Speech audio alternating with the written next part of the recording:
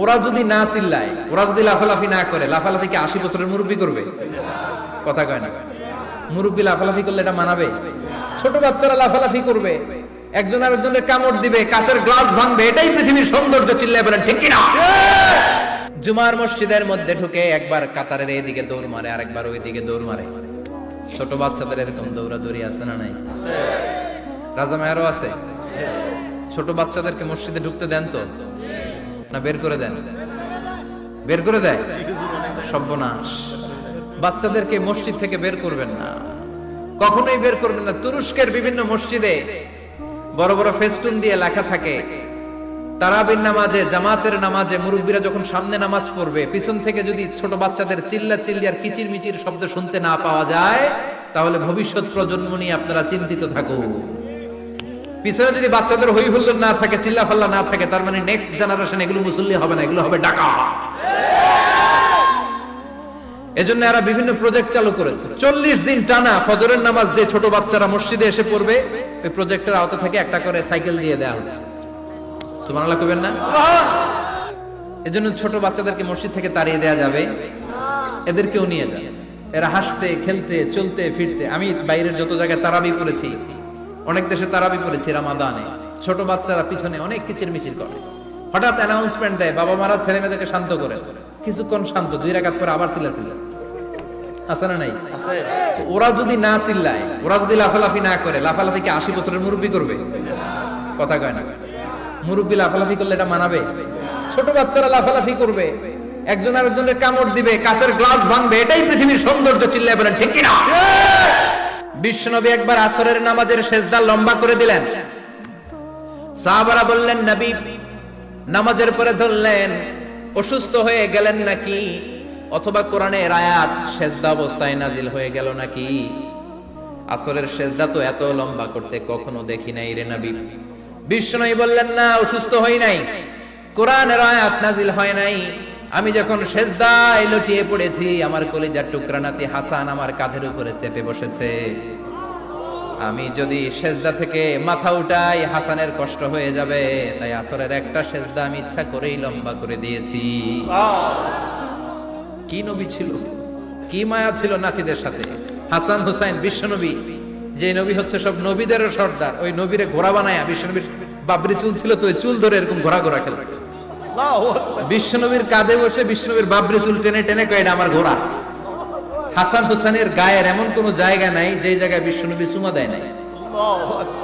আর বলতেন, রাইহানা চাইনি ফিদ দুনিয়া, হাসান আর হুসাইন হলো আমার দুনিয়ার সুগন্ধি। সুবহানাল্লাহ। সাইয়্যিদা শাবাবি আহলিল জান্নাহ, জান্নাতীরা আপনারা যারা জান্নাতে যাবেন, আপনাদের সামনে 2টা পতাকা থাকবে, একটা থাকবে হাসানের হাতে আর একটা হুসাইনের হাতে। সুবহানাল্লাহ। বিশ্বনবী মসজিদে নববীতে জুমার খুতবা দিচ্ছেন, হঠাৎ হাসান আর হুসাইন লাল 2টা জামা পরে কাতারের মধ্যে দৌড়াদৌড়ি শুরু করলেন। বিশ্বনবী খুতবা থামিয়ে দিলেন, মিম্বার থেকে নেমে হাসান হুসাইনকে 2 হাতে টানতে টানতে মিম্বারের উপরে নিয়ে আসলেন, যাতে মুসল্লিদের ডিস্টার্ব না হয়ে যায়। হাসানকে ডান হাতে ধরে, হুসাইনকে বাঁ হাতে ধরে বাকি খুতবাটা বিশ্বনবী তখন শেষ করলেন। 500টা খুতবা দিয়েছেন। কয়টা? চিল্লায় বলেন কয়টা? আবার বিশ্বনবী জুমার খুতবা দিতে দাঁড়ালেন। এক সাহাবী এসে বসে বলল, বিশ্বনবী বললেন, কুম, দাঁড়াও। 2 রাকাত পড়ছো? সাহাবী কেন পড়ি নাই। বিশ্বনবী বললেন, ইরকা রাকাতান, 2 রাকাত পড়ো। সাহাবী 2 রাকাত পড়া শুরু করলেন, বিশ্বনবী আবার খুতবা দেওয়া শুরু করলেন। খুতবার নিরবিচ্ছিন্নতাকে ভঙ্গ করে বিশ্বনবী তাকে দাঁড়াতে বললেন, 2 রাকাত নামাজ পড়তে বললেন। তার মানে খতিব সাহেব মন গড়া শুধু খুতবা দিয়ে যায় না, ডানে বায়ে কোথায় কি হচ্ছে সবকিছু নজরে রেখে, কন্ট্রোলে রেখে, সামাজিক সব সমস্যার কথাগুলো তুলে ধরে অসামাজিক কার্যকলাপের বিরুদ্ধে হুঙ্কার দিয়ে জুমার প্ল্যাটফর্মটাকে শক্তিশালী করাই হচ্ছে একজনের খতিবের দায়িত্ব। চিল্লায় এখন ঠিক কিনা? এ কাজই করেছেন বিশ্বনবী 500টা খুতবায়। আবার বিশ্বনবী দাঁড়িয়ে খুতবা দিচ্ছেন, এক সাহাবী এসে বলেন, নবী মদিনার মধ্যে পানি নাই, অনাবৃষ্টি, দুর্ভিক্ষ, আপনি একটু দোয়া করেন যাতে বৃষ্টি হয়। কিসের দোয়া? বিশ্বনবী জুমার খুতবা থামিয়ে দিলেন, খুতবা দিচ্ছিলেন, খুতবা থামিয়ে দোয়া করলেন, আল্লাহুম্মা আসকিনা, আল্লাহুম্মা আসকিনা ইয়া গাউস আগিসনা, আল্লাহুম্মা আসকিনা গাইসান মুগীসান মারিআন মুরিআন নাফিআন গায়রা দা আজিলান গায়রা আজিল। আল্লাহ আপনি আমাদের সাহায্য করেন, আপনি রহমত করেন, বরকত দেন, আপনি মদিনার বুকে বৃষ্টি দেন, তাড়াতাড়ি দেন, দেরি করেন না। সুবহানাল্লাহ। বিশ্বনবী দোয়া করতে দেরি, মুহূর্তের মধ্যে ঝুমঝুম করে বৃষ্টি নাজিল হয়ে মদিনাটা প্লাবিত হয়ে গেল। আকাশে মেঘ দেয় কে? বৃষ্টি দেয় কে? আল্লাহ মেঘ দে, পানি দে, ছায়া দে রে তুই, আল্লাহ মেঘ দে। পড়েন পড়েন, আল্লাহ মেঘ দে, পানি দে, ছায়া দে রে তুই, আল্লাহ মেঘ দে। সবকিছু দেয়ার মালিক কে? বৃষ্টি দেয় কে? মেঘ দেয় কে?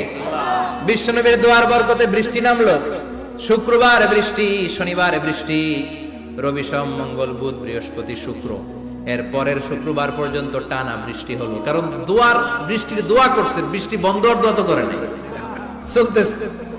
আল্লাহ কাছে নবী চাইছেন, দিতেছি, না করলে থামাবো। সুবহানাল্লাহ কইবেন না? বৃষ্টি হইতে হইতে মদিনায় বন্যা, মরুভূমির দেশ, কি পরিমাণে হেভি রেইনফল হলে মরুতে বন্যা হয়। সুবহানাল্লাহ পড়বেন না? আবার বিশ্বনবী পরের জুমাবারে খুতবা দিচ্ছেন, ওই সাহাবী এসে হাজির, এসে বলে, ও নবী, আর বৃষ্টির দরকার নাই। যে বৃষ্টির দোয়া করতে বলেছিল সে এসে বলে, আর কিসের দরকার নাই? চিল্লায় বলেন, কিসের দরকার নাই? ও নবী, আর বৃষ্টির দরকার নাই, এবার বৃষ্টি বন্ধের দোয়া করেন। বিশ্বনবী আবার হাত তুলে বললেন, আল্লাহুম্মা হাওয়ালাইনা ওয়ালা আলাইনা, মানে আল্লাহ আপনি বৃষ্টি দেন, তবে এই এলাকায় না, ডানে বায়ে সামনে পেছনে চারদিকে দেন। সাহাবীরা মসজিদ থেকে বের হয়ে দেখে মদিনার চারদিকে এরকম গোল একটা চাকতি, এই চাকতি দিয়ে নীল আকাশ দেখা যায়, আর ডানে বায়ে সামনে পেছনে প্রচন্ড ঝড় ঝন্ডার বৃষ্টি। মদিনার আকাশে এক ফোঁটাও বৃষ্টি নেই। চিল্লায় এখন সুবহানাল্লাহ। এগুলো হচ্ছে বিশ্বনবীর খুতবার বরকত।